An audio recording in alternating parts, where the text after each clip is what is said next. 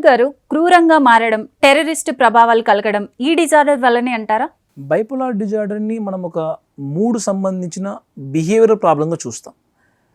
ఇది టెర్రరిజం కానీ లేకుంటే వైలెన్స్ కానీ మెడికల్ డిజార్డర్కి మనము కంప్లీట్గా ఆపాదించలేము. కానీ కంపేర్గా చేస్తే జనరల్ పాపులేషన్తో ఉండే వైలెన్సు అంటే మూడ్ డిజార్డర్ ఈ బైపోలార్ డిజార్డర్తో లేకున్నా కూడా జరిగే వైలెన్స్తో కంపేర్ చేస్తే బైపోలార్ డిజార్డర్ పేషెంట్స్ చేసే వైలెన్స్ యొక్క కంట్రిబ్యూషన్ ప్రివలెన్స్ తక్కువనే ఉంటుందండి.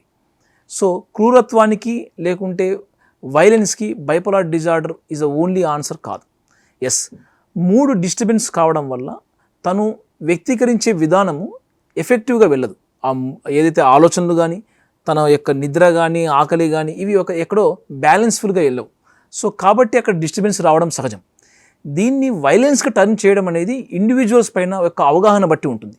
ఆ వ్యక్తి కానీ ఆ ఫ్యామిలీ మెంబర్స్ కానీ తనకున్న ఫ్రెండ్ సర్కిల్ మిగతా వాళ్ళు ఆ సోషల్ స్ట్రక్చర్స్ వీళ్ళు ఇచ్చే టిట్ ఫర్ ట్యాట్ లాంటివి లేకుంటే కమ్యూనికేషన్ జరిగే విధానం దీన్ని బట్టి డిపెండ్ అయి ఉంటుందండి. సో క్రూరత్వానికి బైపోలార్ డిజార్డర్కి సంబంధం కాదు. ఈ డిజార్డర్ ఉన్న వాళ్ళు క్షణాల్లో సంతోషం నుంచి బాధలోకి వెళ్తారు, ఎందుకంటారు అలా? దీన్ని మనం క్షణాల్లో జరిగే బాధ నుంచి సంతోషంలాగా షిఫ్ట్ అయ్యే విధానాన్ని 3 స్వింగ్స్ అంటాం. ఈ 3 స్వింగ్స్ అనేవి మనిషి యొక్క దాదాపుగా ఒక సబ్ థ్రెషోల్డ్ మూడ్ సిమ్టమ్స్గా చెప్పవచ్చు. అంటే థ్రెషోల్డ్ కానీ ఒక జనరల్ పాపులేషన్లో ఉండే ఒక సబ్ థ్రెషోల్డ్ మూడ్ డిజార్డర్ సంబంధించిన లక్షణాలు. ఇవి పర్సనాలిటీ ఫ్యాక్టర్స్గా కూడా చెప్పవచ్చు.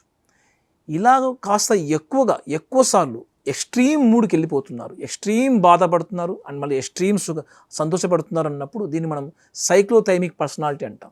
అంటే 2 పోల్స్గా మనం రోజులో ఒకసారి కానీ లేకుంటే మల్టిపుల్ టైమ్స్ కానీ లేకుంటే నెలలో వారంలో మల్టిపుల్ టైమ్స్ మనం ఇలాంటి ఎక్స్పీరియన్స్ అవుతున్నప్పుడు దీన్ని మనం ఒక 3 స్వింగ్స్గా సైక్లోథైమిక్ పర్సనాలిటీగా చెప్పవచ్చు.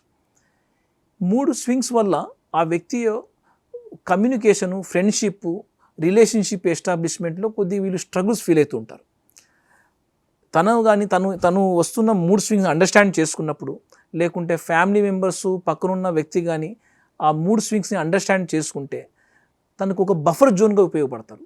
తను కూడా బఫర్ జోన్కు తయారు చేసుకోగలిగినప్పుడు అది మూడ్ డిజార్డర్గా పరిగణించదు, జస్ట్ 3 స్వింగ్స్గా మాత్రమే ఉంటుంది. ఎప్పుడైతే తను అండర్స్టాండ్ చేసుకోక పక్క వాళ్ళని కూడా ఆ రకంగా అవేర్నెస్ చేయలేక వాళ్ళు కూడా కోఆపరేట్ చేయలేనప్పుడు ఇవి మెల్లమెల్లగా డిజార్డర్గా తయారవుతుంది. సో దానివల్ల బైపోలార్ డిజార్డర్కి 3 స్వింగ్స్కి కాస్త దగ్గరి ఒక జెనెటికల్ కనెక్షన్ ఉంటుంది, పర్సనాలిటీ కనెక్షన్ ఉంటుంది, ఇంకా చెప్పాలంటే సోషల్ కనెక్షన్ కూడా ఉంటుంది.